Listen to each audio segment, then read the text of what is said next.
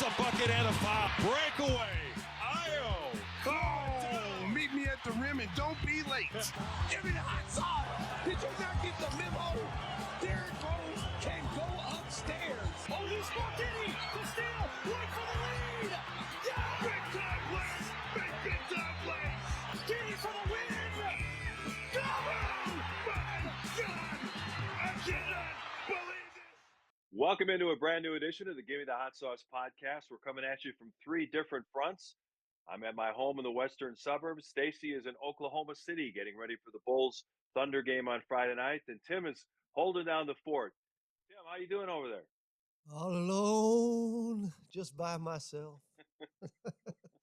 Yeah, I'm kind of like So you order all that pizza, you're going to have to eat it all by yourself. I know. I didn't realize no one was coming in, not even the other supporting cast, and here we are with 2 large pizzas. But with all green olives on it. You can put as many green olives as you want to now. if I had known, I would have loaded it up. No. But thanks to Gabby Malnati for helping us out, and going forward, they're going to be a good partner of ours too. Oh, yeah, that's what I'm talking about, baby. Fantastic. We also want to welcome St. Xavier University into the Gimme the Hot Sauce podcast family. They're going to be our presenting sponsor. We're very happy about that agreement. You probably have seen their banner during Bulls games. They've just jumped on board, and we want to say hello to all them and look forward to working with them in the coming months. And if you're looking for a place to go to expand your horizons, St. Xavier University, the place to go. Enroll for the fall semester, and I'm sure they got summer classes available as well. Stacey, how you doing? It's the early stages of the road trip. That game in Philadelphia was something. I mean, Joel Embiid was a house of fire to start, and then Paul George all of a sudden found his rhythm in the second half. It was a crazy offensive display by the Sixers. Well, I mean, it was kind of surprising because both those guys are coming back. You know, one's coming back from injury, the other one's coming back for suspension. So you kind of didn't know what to expect. Maybe they'd be a little rusty. I thought Paul George was rusty to begin. I think at one point he was like 1 for 9. And so I figured, you know, this is not going to be a game he gets his rhythm. And then all of a sudden, you know, second half, he started hitting some mid-range shots, got himself going. Then the basket became big. Embiid, you know, you kind of knew if you watched him warm up, you kind of knew what to expect out of him. The Bulls are going to have a hard time matching up against him just because of his size and strength. You know, he was able to get whatever he wanted. Once he got into a rhythm, and he's that kind of guy. If he hits 3 or 4 shots in a row, it's going to be a long night for you. How do you think NBA history is going to look back on the career of Joel Embiid? You know, I doubt he'll ever win a championship with that Philadelphia group. He missed his first couple of years because of foot problems, and then he won an MVP award, a prolific scorer, but he's missed so many games. How do you think history will look back on Embiid? Well, he's missed more games than he's played. Yeah. And I think what people look back at his career, what could have been. Right. You know, what could have been if he would have stayed healthy and put a good solid resume of 8 to 10 years where he didn't miss games like Jokic. You know, you're going to look at Jokic's his career, and they're going to be parallel. They're going to be because they both were competing at the same time. And you're going to look at Jokic's career and go, and if you would have saw Jokic from the very beginning, Mark, you would have thought there was no way in the world he was going to be a better player than Joel Embiid, just off the physical nature of the two. You know, Jokic had to work himself into shape. He doesn't have that. He's not that sexy guy, that sexy pick that you would say, oh, he's going to be dominating for the next decade. I don't think anybody thought that with Jokic. You know, I thought people probably thought there were better players than Jokic, and Embiid was one of them. You know, Yeah. He was injured at Kansas. You know, he's injured his first couple of years in the NBA. You know, they were the first ones that, you know, we consider red-shirting players. You know, he got red-shirted, you know, his first couple of years in the league, and he just has not been healthy. And when he has been healthy, he's been a guy that looks like he could be one of the best players ever, but he just can't stay out the training room. And when you have more games missed than more games played, even though you got MVP, people are going to look at your career and go, wow, what could have been if he would have been healthy? Yeah, kind of a similar story for Paul George. He was a guy that was not people didn't know too much about him coming out of college, but he was a high pick in the draft by the Indiana Pacers and did a really good job over there. And then he's kind of moved around a little bit. And I think when you look back on his career, people will say he was the guy that was traded for Shai Gilgeous-Alexander. Oklahoma City made out like bandits. They got Shai and a bunch of first-round draft picks for Paul George. Well, I mean, listen, before the freakish injury that happened on the Olympic team, Paul George was I mean, the trend was upward. I mean, he was an elite player, elite defender, two-way player, smooth, could shoot the basketball, could defend anybody on the floor. Was a great up and coming young player. I don't think his career is over. I don't think I don't think he's done by any means. I just think that he's been, it's been a pothole in the road with him with the injuries. And then, this 25 game suspension without pay probably cost him millions of dollars, Yeah. not to play. So, and that's been sad because he's a good kid. Like, I remember his first year in Indiana and he was playing, with Danny Granger, and Danny Granger was getting all the attention. But you could see that this kid was special. Like Yeah. the way he moved, his defense, his shooting, he played at his own pace. And so I remember walking off when they took the Bulls. We had a 7 game series against Indiana, and I remember talking to him after the end of the game. He's very hurt and sad that they lost. And I told him, I said, "Hey, man, you're gonna be a hell of a player one day, man. Just keep the same mentality that you have now, and you're gonna be a great player." And you see him now, and you're like, "Yeah, he's still a great player." But the injuries take its toll. I mean, they're going to be like kind of things like when you say about Brandon Roy, what could have been? What could have been if Derrick Rose doesn't hurt his knee? What kind of player Derrick could have been? They've had these flashes of greatness, Mhm. and then injury has sidetracked them, and they have never really recovered from that. And Embiid especially because, I mean, you watched him play last night. If Embiid, as talented as he is, doesn't get hurt, what can you do with a guy like that? He can shoot the three. He can put the ball on the floor. He can post up inside. He can be bigger than your guy anytime he wants to. He's like a lion that plays with like his dinner. When he plays with it, and then at the last second, he's well, I'm kind of hungry. I'll go ahead and eat it. That's kind of how he is. And you saw it last night. He's playing with the Bulls here and there, hit a couple jumpers, staying on the outside. Then he get in the inside and just dominate, 3 or 4 buckets on the inside. And then he got off to a great start, and then it just kind of avalanched the Bulls. Yeah, speaking of injuries, more injury news on the Bulls. We found out earlier, we're taping on a Thursday evening. We found out earlier today that they're shutting down 2 more players for the season. Jalen Smith re aggravated that calf strain, so he's going to be shut down. And Jaden Ivey was trying to work his way back from some knee issues. They got him up to full speed practices. He banged knees with a teammate, so he's shut down for the year. And especially in the Ivy situation, that really handicaps the Bulls in terms of deciding what they want to do contract wise because he's going to be a restricted free agent. They only saw him for 4 games when he was less than 100%. Well, and listen, they've got to take the approach. I'm not in the front office. I don't work in the front office, but you have to use the restricted free agency to your advantage. Let him go out there and get an offer. Let him go out there and see what the teams want. If anyone will give an offer, and you have a chance to match it. If you think it's too high and he's not worth that kind of risk, then you pass. But don't bid against yourself. Don't go out there and give a guy $25 million and he hasn't shown you anything. He's already shown you that he's hurt and he's Yeah. not 100%. That's the only thing you've actually seen. So you don't want to go in and bid against yourself. The kind of similar they did to Josh Giddey. Josh Giddey, they let him go out to the restricted free agent market, go out there and see what you got. And if we can match it, we'll match it. And Josh didn't get the money that he thought he was going to get. And then the Bulls were able to get him at a price that was affordable, that was fair for both sides. So it's going to be very similar to Ivy, but the difference with Ivy, he's not healthy. He's been out for like 2 years now. No team is going to offer that kind of money to a guy that he has history of injury. They don't know if he's ever going to come back. And if you listen to any of his interviews as a player, you got to be skeptical a little bit for a guy that doesn't believe he's going to be the same player that he was. He's come out and said that. That's why you got to be very careful if you're young players by saying things. You don't ever give up on yourself because with all the medical things that teams have now and all the things you can do to get back, it's very possible you can get back. And it's not like he had a torn ACL and tore all his knee ligaments. He had a broken leg. And that's a severe injury. But you're not talking like an ACL and complete reconstruction of the knee. So he can come back. It's just is his mentality wanting to come back? How hard does he want to work to get back to trying to be himself? That's the whole key. On last week's show, we talked extensively about Leonard Miller, who's been a pleasant surprise in that trade. He was basically a throw in the Iowa DeSumo trade because you got Rob Dillingham, a former lottery pick, And just to make the money work, they threw Leonard Miller in, and he's been a godsend. We talked about Leonard, and we could talk a little bit more about it. But the thing that I'm curious about, Stacey, is the other side of how that's impacted the rotation. All of a sudden, Patrick Williams is playing much less. Noah Senge will be back next year.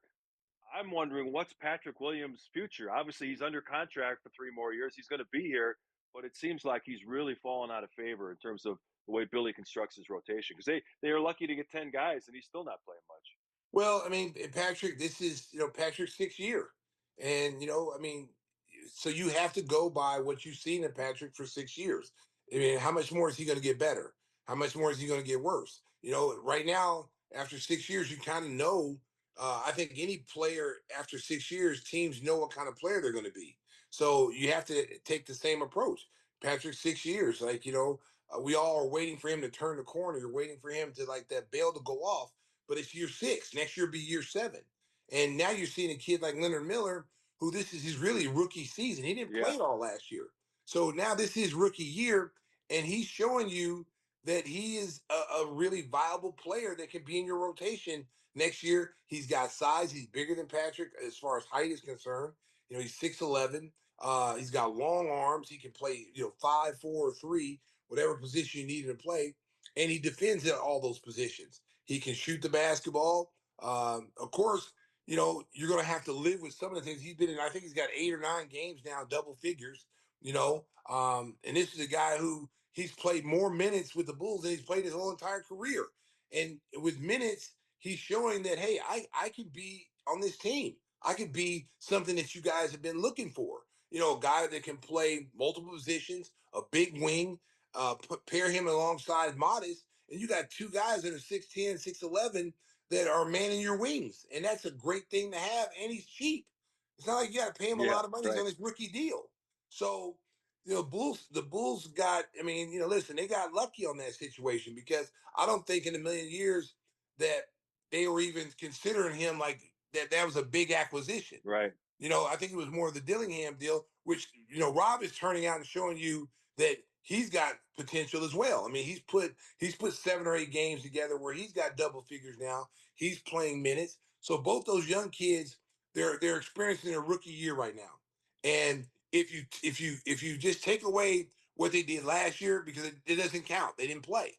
This is their first full season of actually playing basketball. And if they were true rookies, you'd be highly impressed with what they're doing. You'd be like, oh, the Bulls' future is really, really good, because these 2 young players, they can show you they can play. I think a lot of it is because, the sentimental value of Io. Io's loved by everybody in Chicago. He's a Chicago kid, played at U of I. He just has so much love from the state of Illinois, Chicago, that, people hate to see that go. And now he's over in Minnesota, and he's playing like an all-star caliber player over there. So, people are looking at that, and maybe they're not giving these 2 guys the love that they deserve, and really looking at it and going, hey, look, yeah, we loved Io. We gave up Io for it. Because I see it, Mark, oh, we got second-round picks for him. We got second-round picks for him. Well, you got to remember, they got like 14 second-round picks. Second-round picks can pair up with first-round picks. You can pair that up with players and move them. Those are tradable assets. Second round picks are just not throwaways. They're not as valuable as number 1 picks, first round picks, but enough of them can equal a first round pick. So you got to be very careful about, oh, we only got second round picks for IO, and these 2 guys, I don't see them helping us. They're helping us. They look really, really good now that they're getting extended minutes. Hey, Whispers, put that pizza down. You might have to get on a plane to Oklahoma City and play tomorrow night. The Bulls are down to precious few players. Nick Richards also went out with an elbow injury. They're going to be looking Uh, for some help, Whispers. Well, I'm going You to might have pull a to fly and jersey. play I'm going to tomorrow pull a night. jersey off the wall in the office here, and I'm going to head down there tomorrow.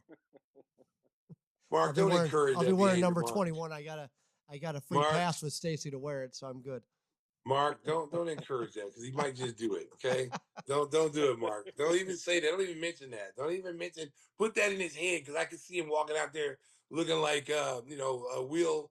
He was in the Hot Tropic, whatever Thunder, whatever that movie. Right, What was right. that movie? Will Ferrell, yeah. Will Ferrell. What was that movie? It wasn't Tropic Thunder. No, what was the movie? He was a basketball player.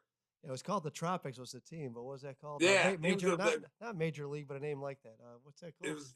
I don't, but you know what I'm talking about. Yeah, yeah. Yeah, we know the movie. Yeah, that's him. Spoof on the ABA, right? Yeah, yeah. Well, you know what they need to do? Hey, you know what they really need to do? They need to call up Matt McClung.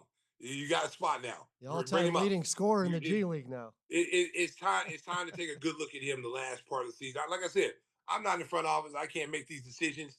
But when I see a kid putting up 59, he's scoring all these points. I got to see. I got to see if this kid can play at this level. This is the perfect time to bring him up. You got, I don't know how many games we got left. I just go day to day. But it's a time to give him a good look because you don't listen. You don't want a kid like that to get away from you when you had him in your system. Max Strus got away from us. Look where he ended up. He ended up being a shooter that Miami needed. He's a shooter now that Cleveland needs. You don't want to lose these players when you have them within your system. So hold on to them, see what they got. Live with their mistakes. You got to live with these young kids' mistakes right now because we're not a veteran team. This is not a veteran team. Average age. You took Vooch off. We were at 24 years old. This is a young team. He's a young player. He's putting up crazy numbers in the G League. He's showing you that he can score at all levels. Let's see what he can do. Can he knock down jump shots? Can he hit an open three? Because three-point shooters, especially playing with Josh Giddey, and I said this in the Sixer game, because Modest and Giddey are your two cornerstones. Now, what you put in between them and around them is going to be the key. You definitely got to get a shooter. You definitely got to get somebody that can. When Josh drives and that person's in the corner, he's going to knock down 40+% at the 3-point line. You know that, like a Sam Merrill, AJ Green in Milwaukee. You look down the league. Everyone's got one of those kind of shooters. The Bulls need to go out this year, and you should be scouring the NCAA tournament. You should be looking at all these kids that are not even rated in the top 2 rounds, but they're excellent shooters. And then invite them to camp, see what they can do. But you need a shooter. Leonard Miller is answering a lot of questions. You got a kid that can play multiple positions, a big wing, long, athletic. He's answered some questions. That might be an area you don't have to get. And if you get lucky, Mark, and you get a top 5 pick, man, you're sitting pretty right now. You're sitting pretty for the next season and beyond. Yeah, Mac McClung just turned 27 in January, so he's not a young kid. He's been with a couple of different organizations. He's now the all-time leading scorer in the G League. He got that during his 59-point game on Tuesday, and they've got one more game on Saturday. Windy City does. So I think the Bulls will have 8 games left after finishes up with Windy City. If I'm Billy Donovan, I'm playing him. I'm playing him in the rotation, letting him play these last 8 games. Yeah, because Mark, you need to see what he can do. Is what he doing down in the G League? Is that overblown? Is it a fluke? Okay. Let's see what he can do. Let's see, can he make shots? Because I need to know if the kid can shoot. I need to know if the kid can handle the ball. Can he attack off the bounce like he's doing in the G League? Because listen, what he's doing in the G League I honestly believe, because he's athletic enough, I believe that he would be able to do it at the NBA level. Maybe not as easy, but he would be able to do it. And I'm not saying he's going to score 59 points in an NBA game. That's just not going to happen. But I think he could. I think he can get double figures. I think he'd be a reliable shooter for you. They talk about his defense. I've watched him every game. I've watched him. He's locking people up. He's athletic enough to play defense. So I'd give him a shot, man. He's in your G League team. He's arguably him and Yuki are the 2 best players on that team, and they're guards. So you got to take a look at both those guys. Yuki's already shown you that he can play at this level. It's just, do you have room for him? You don't want to be in that situation where you're carrying 7 guards next year, doing the same thing that we've been doing Right. the last few years. And I mean, that's not successful. It's not a successful recipe to have that many guards. So, but bring them up. Maybe you package. Maybe it's good enough. You put them in a package deals. Or who knows? I mean, there's a lot of options you can do with these guys. Better than Jackie Moon and semi-pro, right? Jackie Semi-pro, Moon. that's the name of it. Yeah. Jackie Moon, semi-pro. Yes, Get that's it to me. I'm great at free throws. Oh my goodness. Hey, speaking of Billy Donovan, he's been the subject of speculation all across the country. Hubert Davis was let go by North Carolina University, and there's been talk that Billy Donovan's at the top of their list to potentially replace him. What do you make of the rumors? Do you think Billy would consider going back to college, Stacey? You know what? I think it'd be tougher to go back to college just for the simple fact the game has changed since he left. When he was there, you're going to have guys stay 2, 3, 4 years. Now you're recruiting every year. You're recruiting a whole new team every year. With NIL, you're losing players because they want more money.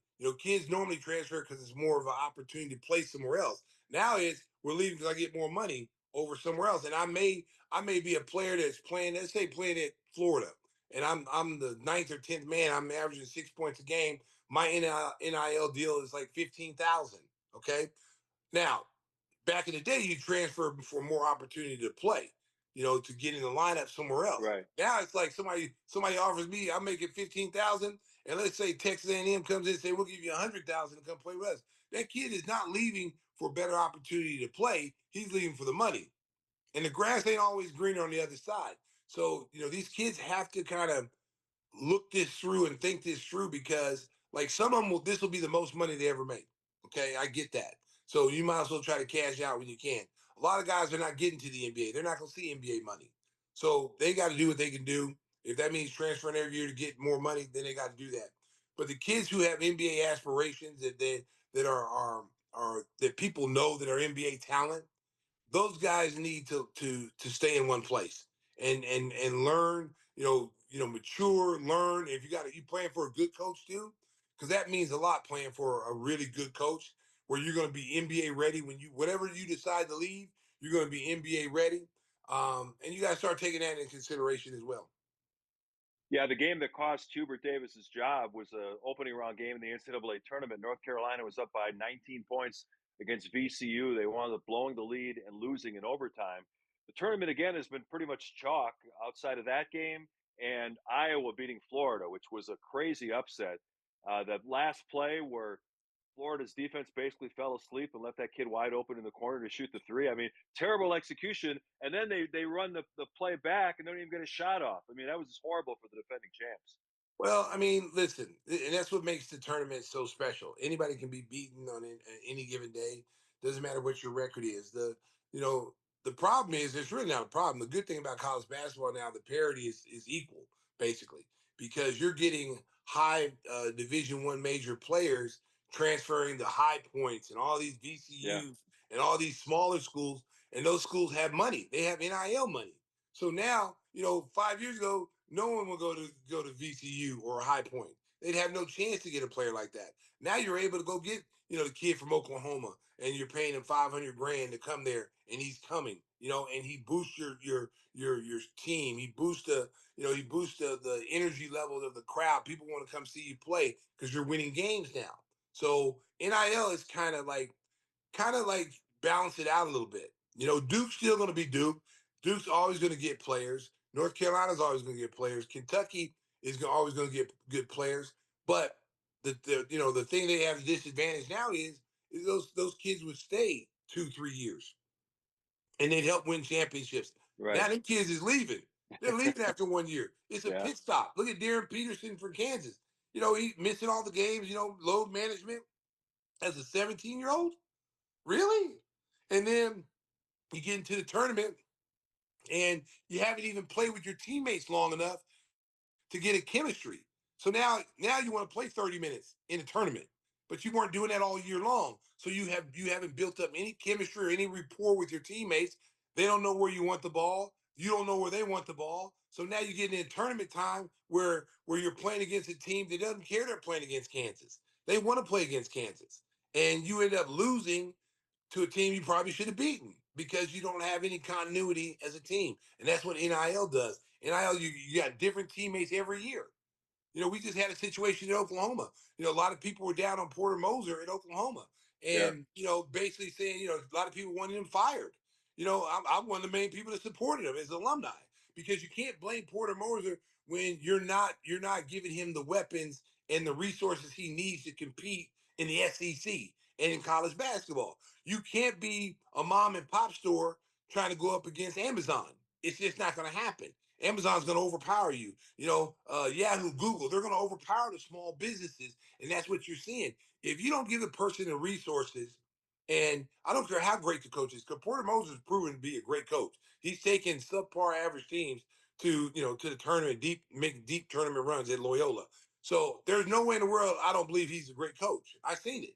So I've had some discussions with people in power there, and I made it very clear. I didn't want him fired because I just don't. I think if you want to change the program and change the misfortune, he can't lose 3 or 4 starters every year for more money. And that's what he's doing. He's every year he's coaching a brand new team. He doesn't have the same team for 2 years, 3 years.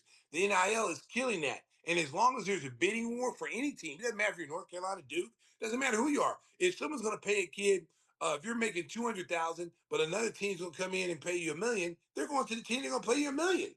They don't care who it is. It could be the sisters of the poor. If they're paying $1 million, sorry North Carolina, but they're paying me more. They're gonna leave. They're gonna lose. They're gonna leave a blue blood university to go to a team that never even been to the tournament, but they're getting $1 million.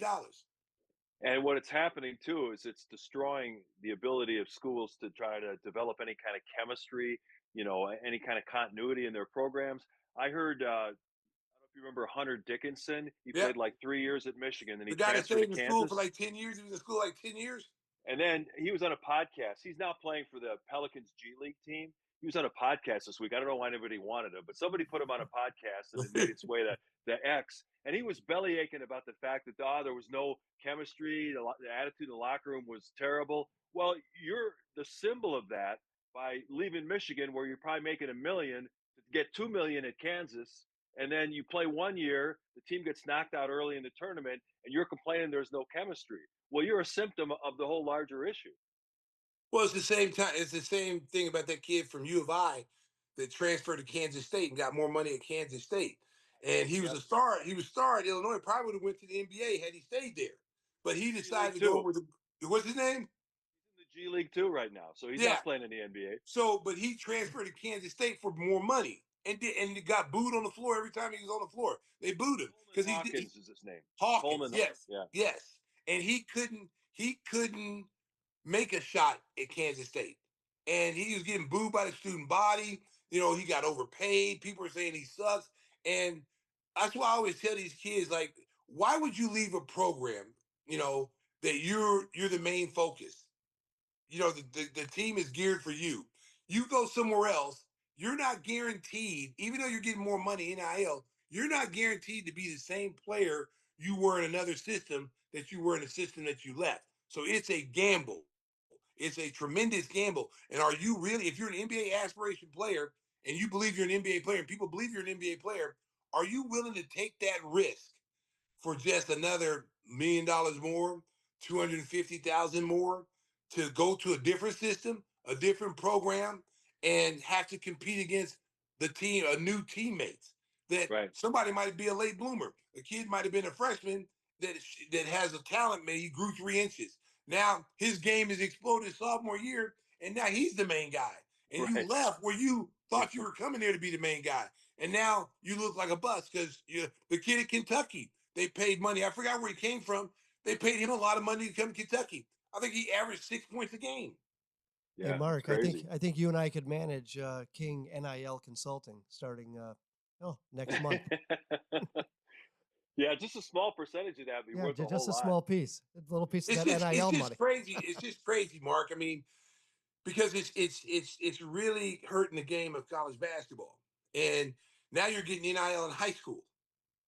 Kids are getting paid in high school to go to certain schools to come play in certain high schools. And so now look at the high school level, Mark.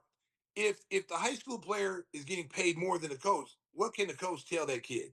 What motivation does that kid have to do listen to that guy? Because he knows, number one, y'all are paying me. I'm the number one player. I'm the stud on this team. I don't have to play if I don't want to. I don't have to do what the coach tells me to do. The coach tells me a play, and I run the opposite play. What are you gonna do? Sit me on the bench?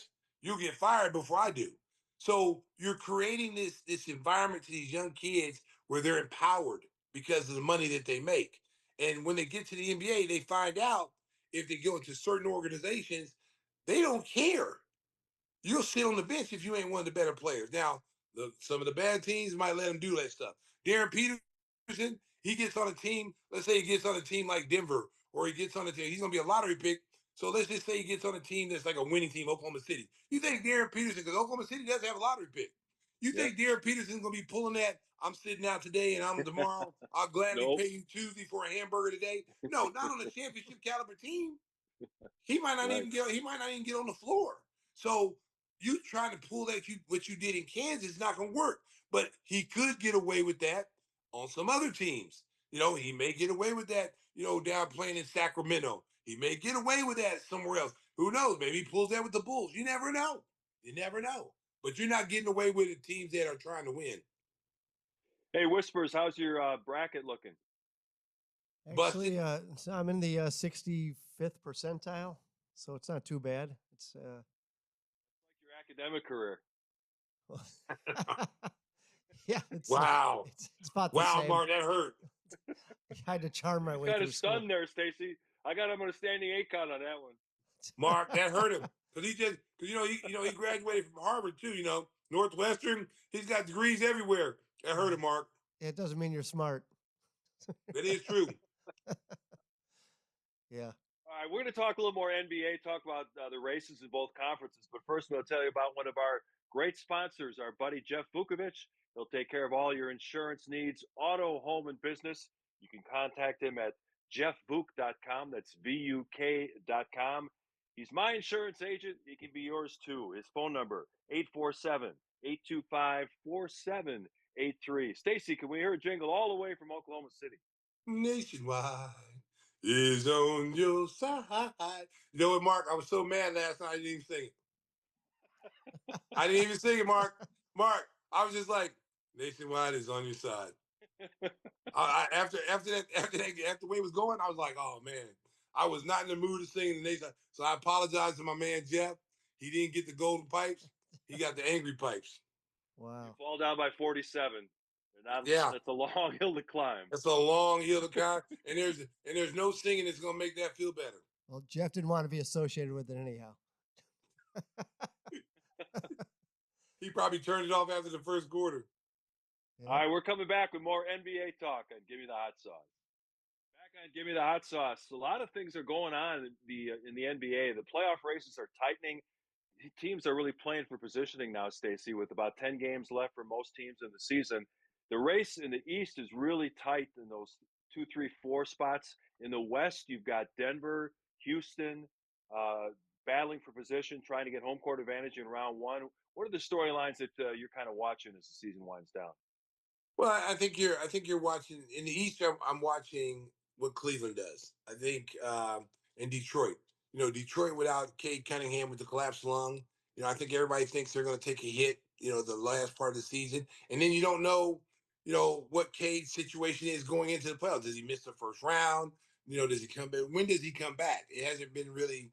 No one's really talked about that. And they were playing really, really well before his injury. So, but they've got their team that they play without some of their main players, and they've been able to win. Their mentality is they feel like they can win until he gets back. They can hold the fort down. It's going to be tough because he's an MVP caliber candidate. How about Boston beating OKC by 10 on Wednesday? That was a nice statement by them. Jason Tatum's kind of been up and down. We expected that after coming back from the Achilles injury. But I tell you what, he's still got 10 games left to get his game in shape. They're going to be a tough team to knock out come playoff time. Well, Mark, that's been probably, people have been watching the Jason Tatum situation. Boston, they were playing really well before he came back.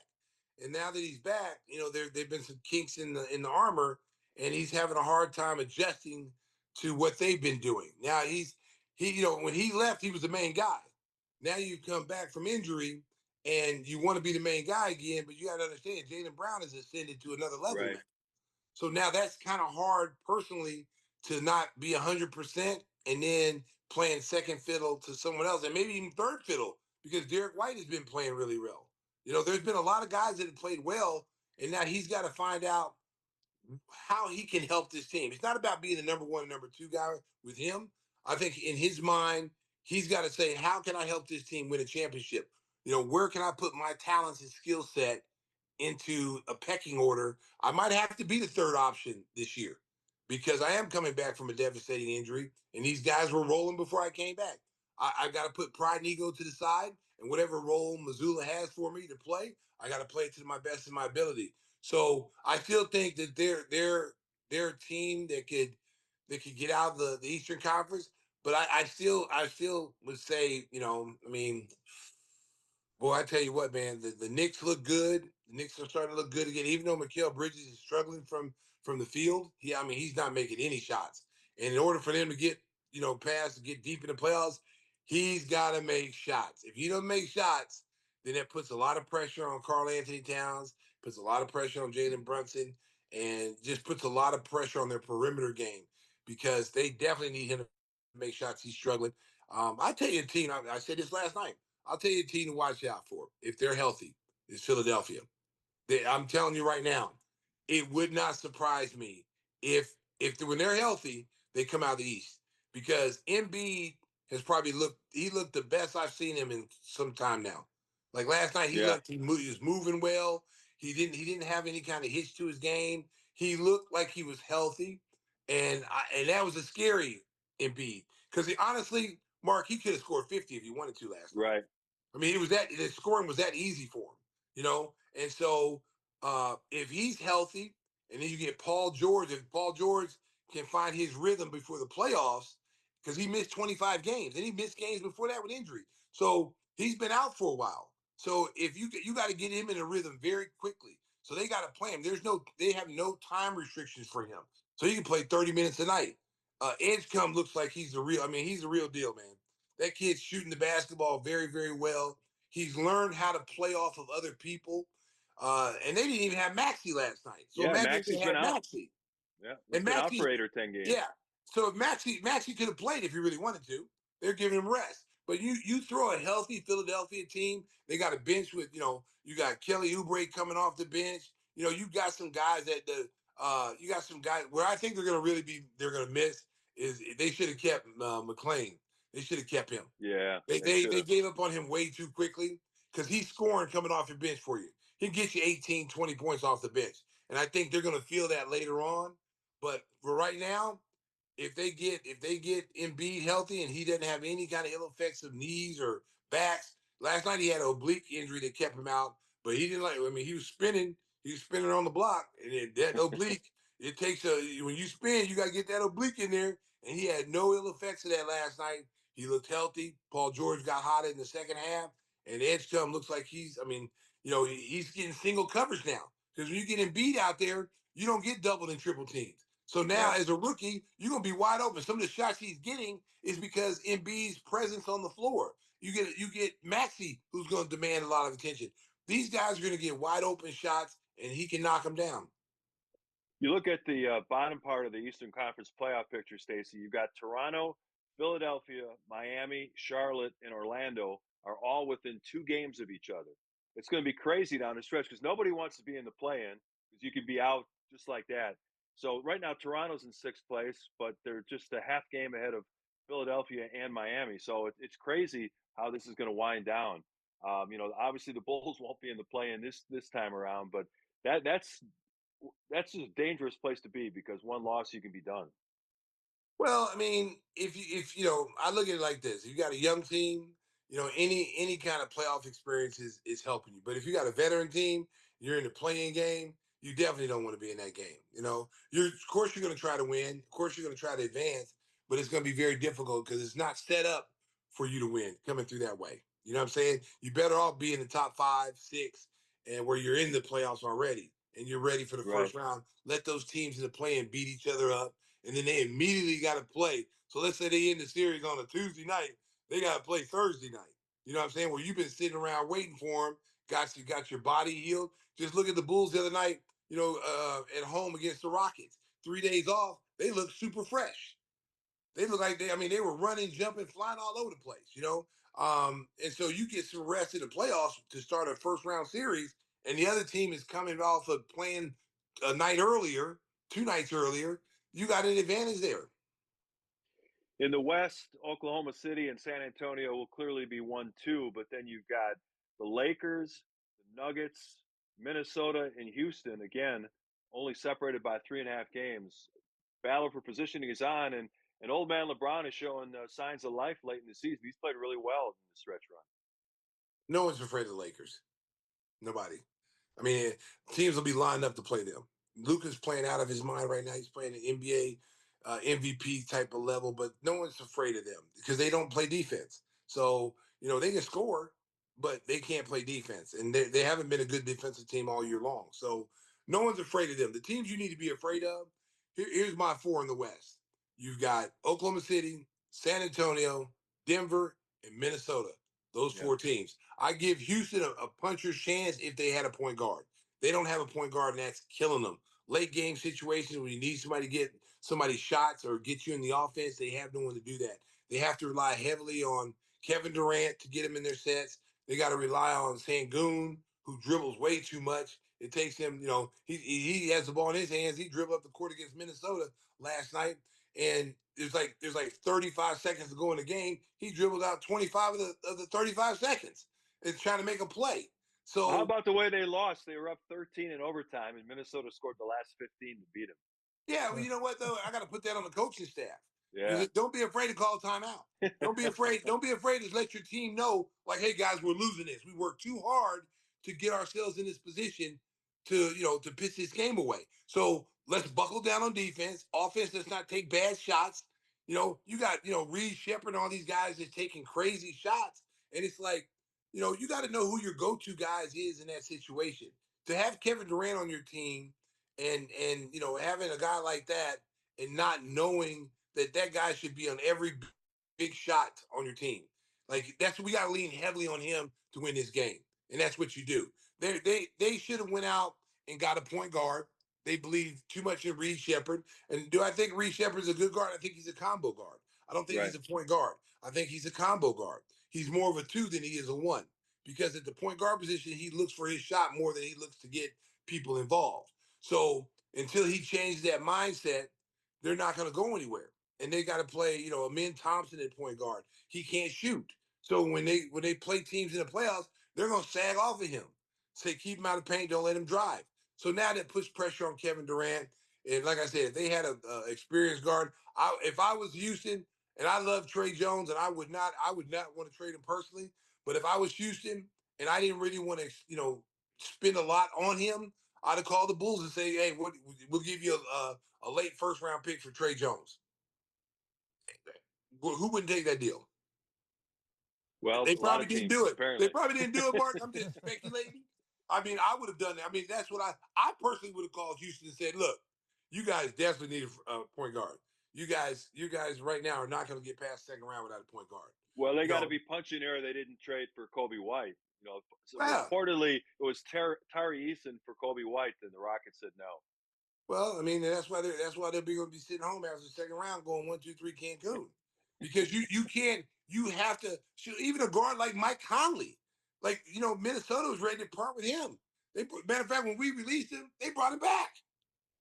You could have got him. He started him yesterday.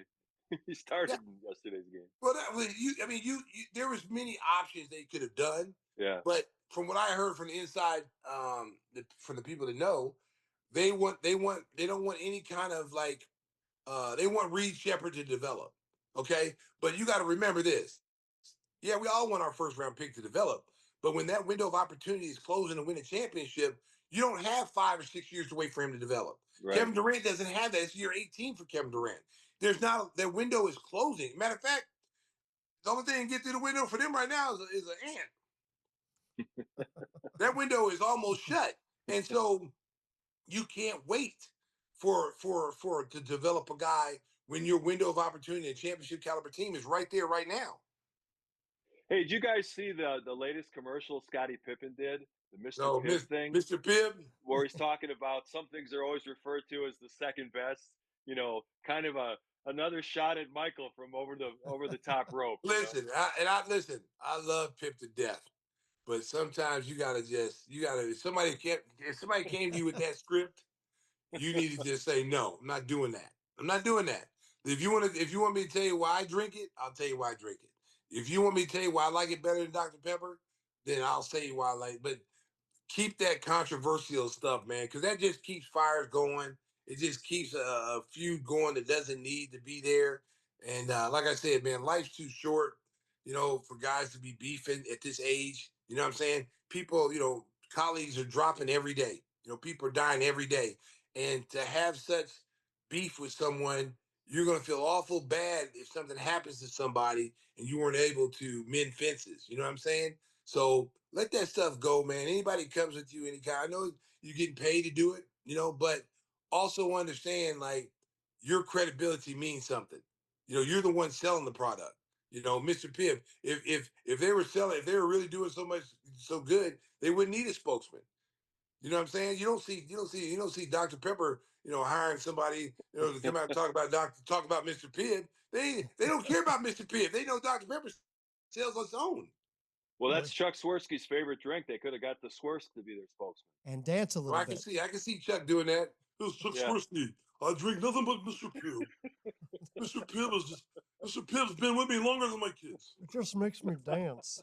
I just like to shake a leg when I drink a Mr. Pibb. There's a commercial right there. Hey, speaking of salty, did you see Isaiah Thomas saying that you could put Kevin Durant, replace Michael Jordan with Kevin Durant, and the Bulls still would have won the same 6 championships? Stop it. He is the king of salty. Listen, man. He works for Morton Salt. He might have some stock in that. And I love Zeke, man. We gotta let it go, man. He's like that. He's like that old crusty grandfather that's so mad at everything because he didn't do what he was supposed to do.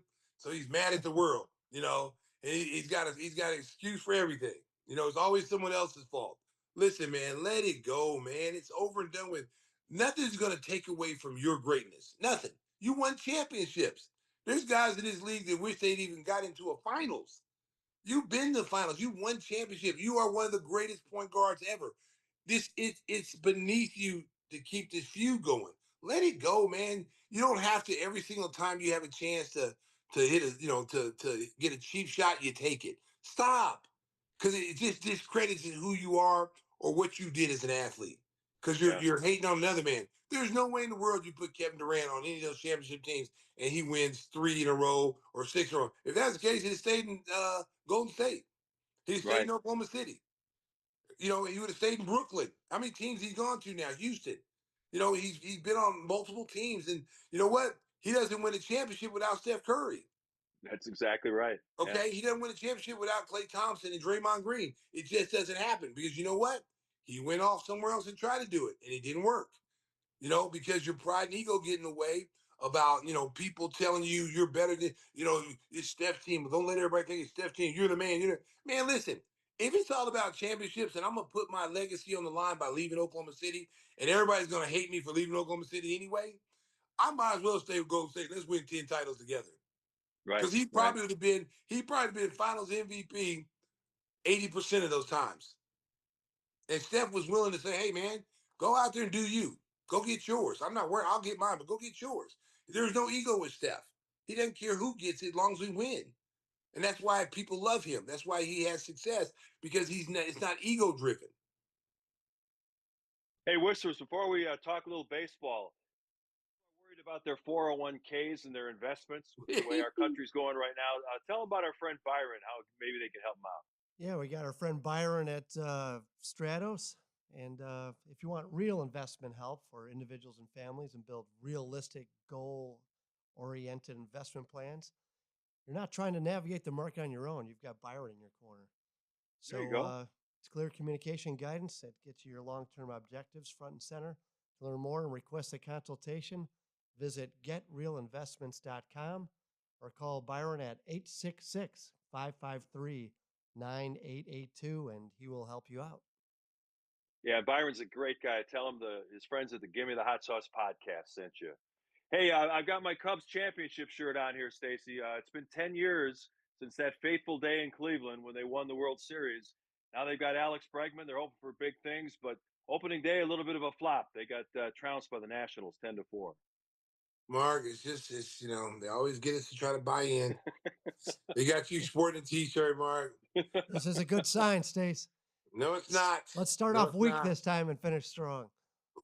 Listen, I think I'm taking an approach this year is that, I expect the worst, and then when the good comes, I can jump on the bandwagon later on. There you go.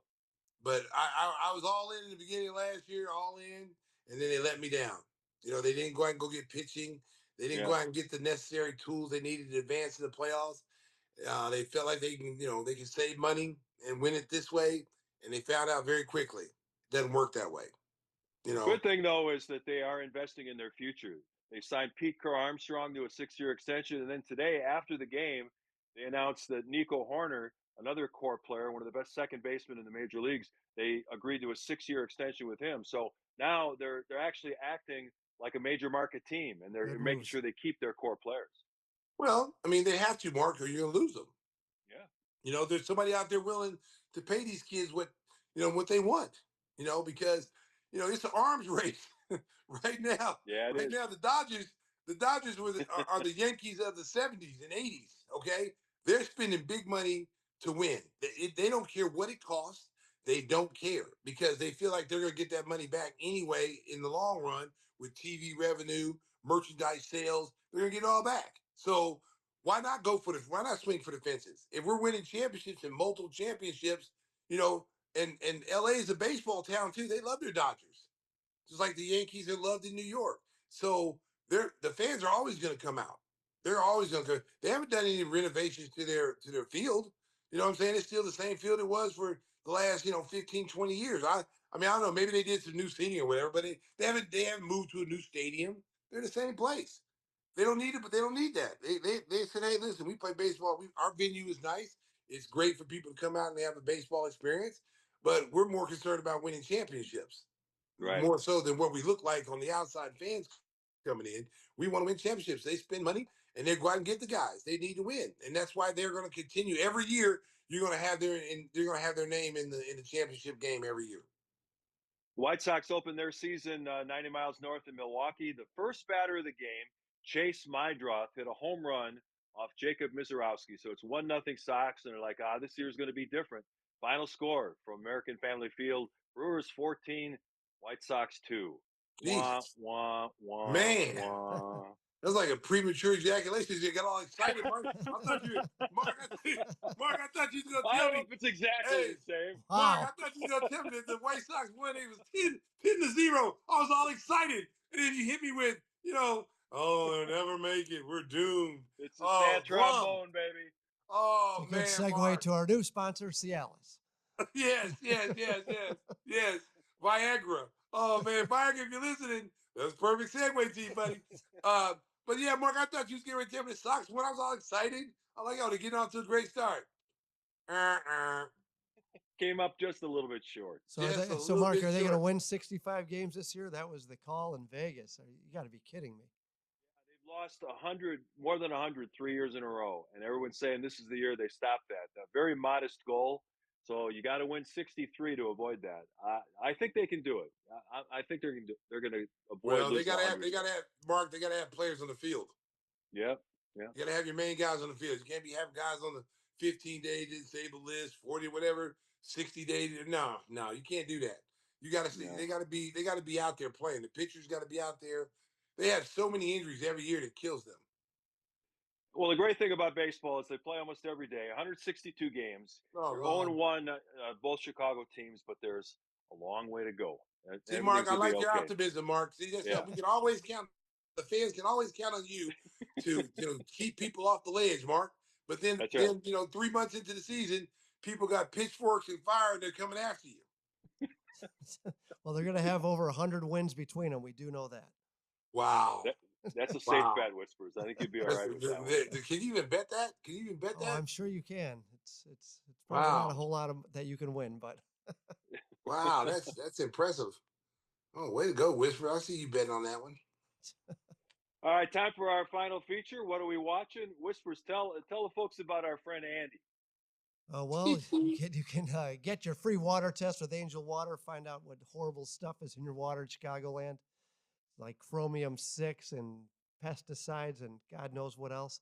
So go get a free water test with Angel Water by just going to their website, angelwater.com, or you can call them at 847-382-7800. They'll mail you a kit, put some water in it, send it back, and then you'll also get a sampler of Stacey King's signature hot sauce, which is definitely better than what's in your water. You're doing a great job with those reads. I got to give you some props there. That's some good work. Well, I'm just making it up, so it's working out. Oh wow! Oh wow! Where did this ruin the whole read there right there? No, None of it's hey, true. hey, The just water's crap. just ad hoc here. We're pesticides in going. the water. We're gonna do it live. We're gonna do it live right now. Doing it live. All right, Whispers. After you did those reads so well, you can start us off with what we're watching. Well, I got involved in something on my daughter's advice called Death and Love on Netflix, based on a true story of a murder that took place back in the 70s in Dallas, Texas, on an affair between a man and a woman, but there's couples involved, which makes it a little strange, and it's got a lot of that 70s flair in it, the music and everything, but it's a little bizarre, and I don't want to throw a spoiler out there, but it ends up in a grisly murder. And there's a whole story There's behind the it. spoiler right there. You just spoiled it right there. Well, I mean, everyone knows that already because it says See? it in the that it ends up See? in murder. Everybody thinks it's just me, Mark. Stacey tells That's everybody. terrible. It's called Yeah. Love and Death. What do you think? There's no death in it? Wow. But Wow. but it's a famous case because of what happens in the end, which I won't spoil that. Why don't you tell us? You already told us the whole movie. All right, I'll tell you. So anyhow, what happens is no, it's well done though. What do you got, Stace? I finally they came out with the Peaky Blinders movie, The Immortal Man, on Netflix. Did you like it? Oh man, you know what? I liked it, but I was disappointed that the brother didn't show. The brother wasn't in there. They killed off the brother earlier. I didn't like that. The character was great, but then the mystic stuff bugged me. All that mystic crap. Yeah, too much of that. Yeah, and then like I said, Tommy Shelby. He's always dodged everything. He's always been able to get out of so many different things, and it just didn't. I just expected a little bit more from a man, Thomas Shelby. But the scene that makes the whole thing worth watching is when he shows back up at the garrison. Yeah, makes the whole. You talking about the very first time? Yeah, when he says maybe with the army guy. Someone should explain who I am. Yeah. I just wish his brother would have been there. Yeah, Arthur was a key. Arthur was the key to that show. Like I wish they would have had him in there. But from what I understand about Arthur, is that he off the set he was an alcoholic and he's a drug user and it was hard to manage. Like he's getting late to sets and all that stuff. And I guess the people who that's what made him good. He was that guy. But he was the guy on the show. But I think he was so bad offset that they just like, nah, this guy's too much trouble. We can't bring him in. Da da da. They were showing pictures of him. Man, he looked like he was like 80 years old. Like they did a lot of makeup to make him look like younger. But when he took that makeup off, dude, he looked like he was 80 years old. And that's what alcohol will do to you. And so I guess he was unmanageable. So they decided just like to kill him off. And that was sad too, because like as crazy as he was in Peaky Blinders, he's the backbone. Right. Tommy was the brains, he was the muscle and the backbone. And like if you feared Tommy, but you didn't want to see Arthur. If Arthur showed up anywhere, you knew you was in trouble. You knew it. It's death or beating. One of those two things. Because that's who protected Tommy, even in World War I when they're crawling through tunnels. That was his guy. Yes. He was a great character for Peaky Blinders. And I wish he would have they would have had him on there and he could have went out like a soldier. Like if he was gonna die, let him die with a hell of bullets. That he's fighting somebody and he's telling you, shooting 100 times, give me more. Yeah, I expect Arthur to do that, man. I was a little sad by that. But it's good though. It's a good ending to a good series. I've been watching season 2 of Paradise. It's on Hulu. Sterling K. Brown is the star of that. It's about an apocalyptic event that basically wipes out the whole planet. But 25,000 people are able to survive by going in an underground bunker in Colorado. They've created this artificial world, and it's run by this woman who's just devious at every turn. So Sterling K. Brown finds out that they thought that the atmosphere was unbreathable, but they were able to go out and try to restart the world. And he searches for his wife in after the apocalyptic event. So it's a lot of drama, really well shot, and good acting in it. So I would recommend it. It's on So it's Hulu. very similar to where we're going at right now, Mark. we might need to find some tunnels right now, Mark. We might need to be planning for this stuff right now, Mark. Yeah, oh, baby. Find a prime bunker site, right? Yeah, get us some bunkers, Mark. Let's find some out there, baby. Let's get ahead of the curve. People want to find us and live with us, Mark. It'll be too late. We already have an underground city. Us, me, you, Whispers, our family. Sorry. And some hot sauce. And some hot sauce. And Angel Salt Water. Angel Salt Water filtration system down in the tunnels. Pizza. And yeah, Lou Malnati's pizza. We can survive. Yes, we can survive. All right. Hey, before we get out of here, I want to give a little plug. Adam Amin is so busy. He's going to be doing a Fox baseball game on Saturday. So they're calling the old man off the bench. I'll be calling Bulls Grizzlies with Stacey King Saturday night. I got to try to get through TSA to fly to Memphis tomorrow. So I'm a little nervous about that. Hey, get there 4 hours early, Mark. That's what I hear. What time's your flight? It's 3:30 in the afternoon. So I Mark, get there at 10 o'clock in the morning, baby. That part of the trip I'm not looking forward to, but I'm looking forward to working another game with Stacey. So Mark, are you leaving? Are you leaving Memphis to go back to Chicago? Or are you flying with us to San Antonio? No, I got to go back. So it's TSA twice, baby. Oh, that's what I was gonna say. If to avoid TSA, baby, come join the party playing, baby. Going to San Antonio. We don't got to do the game either. Oh, baby. That's right. Yeah. Peacock. Yeah. It's Peacock. So we get a day off in San Antonio, baby. I'm gonna go down there and see what Charles Barkley's been talking about. I want to see if the women are like he says they are. I don't think they are, Mark. I think it's all lies. I'm gonna go down there and see, baby. Well, you said it's 90 in Oklahoma City. It'd be it's hotter in San Antonio. It was 91. When I went to lunch with my friends, I met them at 1 o'clock. We went to a crab place and had some seafood, and it was nice. It was really nice weather. You know, it wasn't hot. It was just nice. Man, I came out of that building. We were in there for a few hours. I came out of that building, Mark. I felt like a rotisserie chicken. It was. I looked at. I asked Siri. I said, Siri, can you tell me what the temperature is in Oklahoma City? She said, too damn hot. And then she closed up. I was like, oh, baby, Siri's hot too, baby. Oh, she's burning up here in Oklahoma City, baby. You know, Mark, I'm bigger than the mayor here.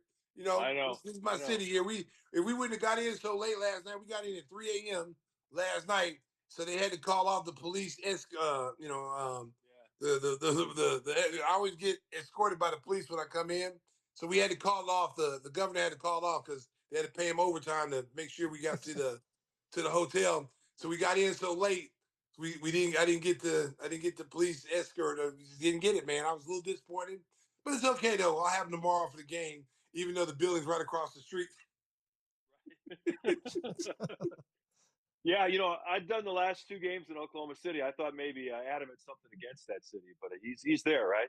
Yeah, he's here. At least I saw him. He was here last night. No telling. He's small enough somebody could kidnap him. Think he's a child. I got to make sure I get the little fellow. Make sure I check on him. Make sure he's okay. Well, he went to a high school volleyball game, I think, and called that. Yeah. Yeah, he might have. No, can't stop. It's funny. He has a friend that I think is a principal at a junior high or something. So he was going over there this morning to go speak to kids about broadcasting.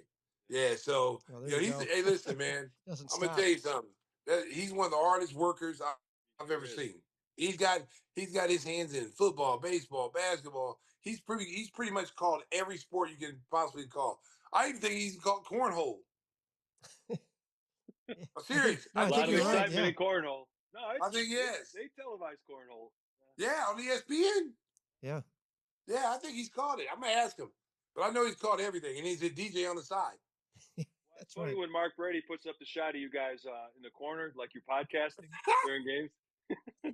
You know why he does that? Because that's the part of the game we're probably getting killed. Oh, yeah. When the game gets too lopsided, it's like, well, hey, it's time for Stacey and Adam to talk about something it's time for our live podcast. So they put that on there. Yeah. And at first I didn't know why he was doing that. Then I was like, oh, dang. I was like, oh. Last night, I saw it. See, he sneaks it on, so you don't know. But like you caught that though, huh? Yeah, that's why he was talking about like some old time NBA stuff, and he popped it up real quick, He got you. Brady has a sick sense of humor. Okay, and some nights you need it, some nights you don't. So when you're down 40 plus, those are the nights you need a little bit of humor. So that's what makes our job so different, because you have to be able to, when the games are great, you got to be on point. When the games are bad, you got to be on point. You got to have something to keep viewers listening and entertained. That's when the comedy hour goes a little bit longer than we want. But there's not a lot of, you can't go in a 40-point loss or a losing situation. We can't sit there and go, it's the referee's fault, it's so and so. We can't do that. You got to be honest. People see it, and we call the game the way we see it. And I know if I'm down 40, I'm watching the game, I'm changing it. That's just me. I want to see something else. But our fans are really loyal. We got some of the best fans in NBA basketball. Our fans stay on, and they do this study. That which local broadcast teams fans stay engaged. And we're one like top 3. Yeah. So that's a good thing for us, because it lets us know people like what they hear. They like our voices. They like how we call games. So we're blessed to have a solid fan base behind us. So I love our fan base, man. It's great when you go somewhere and someone says, "Man, I don't even want to go to a game. I want to listen to you guys talk." I enjoy listening to you guys do such a great job, and it's really humbling to hear that, because sometimes you take that for granted. How many people are actually listening? How many people are actually watching? Yeah. Because your face is not on there all the time. Like, you see your face in the beginning, but everything else is your voice. You don't ever see us again after the open. So it's all voice. We're all voice. You hear our voices, but we got a loyal fan base, man, and that's why this team, this city deserves a championship team. They deserve to have a winning team like Oklahoma City here and Los Angeles Lakers. They deserve that, man, and hopefully we'll get in that right direction, and we'll get this ship righted, and we'll start winning and have our fan base be excited again. Well, during my 8 hours at O'Hare tomorrow, I'll prepare some film material. Okay. Hey, you know what, Mark? You're gonna have plenty of time from what I hear in the airport, because they talk about get there 4 hours before your flight takes off. So I'm like, wow. So now if my flight is at 1 o'clock, I mean, I got to get there like 6 in the morning. Like, no, oh no. But hopefully they get it. Hopefully they get it worked out in the next week or so, man, because it's happening everywhere in the country, and Oh, I know. it's Ugly. It's terrible. It's terrible. Those poor people not getting paid. I mean, give me a break. Well, and I was talking to my friend today, and they were like, all the people in Congress and the Senate are getting paid. So why don't they stop getting paid while we don't get paid?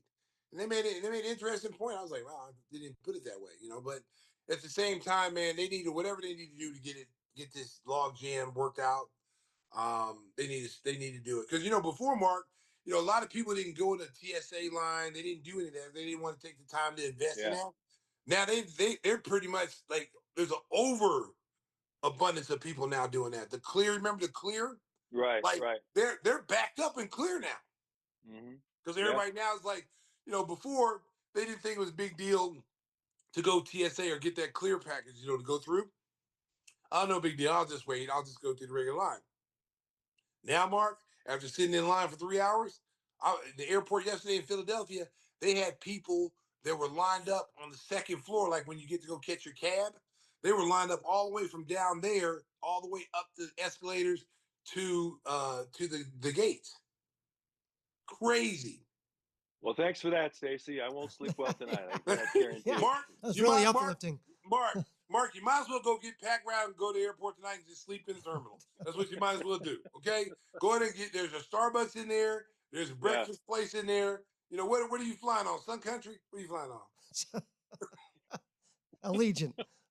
What are you flying? What are you flying on? United Airlines. Okay, United. United's got a nice terminal. They got good food down there. They got Starbucks. Just go pack and just go leave tonight at 10 o'clock.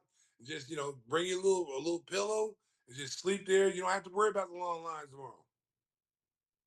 I think that's about enough damage for today. I want to thank you for listening. I want to thank Tim and Cisco for holding things down at the studio. Cisco started a new job at United Airlines, so we'll have to talk to Well, maybe he can help you.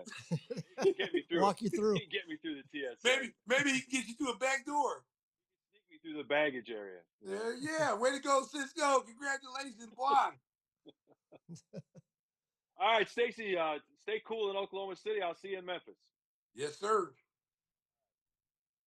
Let's hear it. Drive home safely, Chicago. There you go. Mark, we haven't won. I got blown out. I kind of forgot there for a second. But I forgot this is the Gimme the Hot Sauce podcast. We do not forget that because we always win. We always win on Gimme the Hot Sauce podcast. So drive home safe, Chicago. Beat me. He didn't come for the massage, he came for the facial. Does anybody know how to post videos to Facebook? There's a block by everybody didn't get the invitation. That's a huge three! Mustard! Lonzo left alone. Give me that sauce. Able to swerve, bend that corner. That's the last time I'm going to say it. Williams straight on.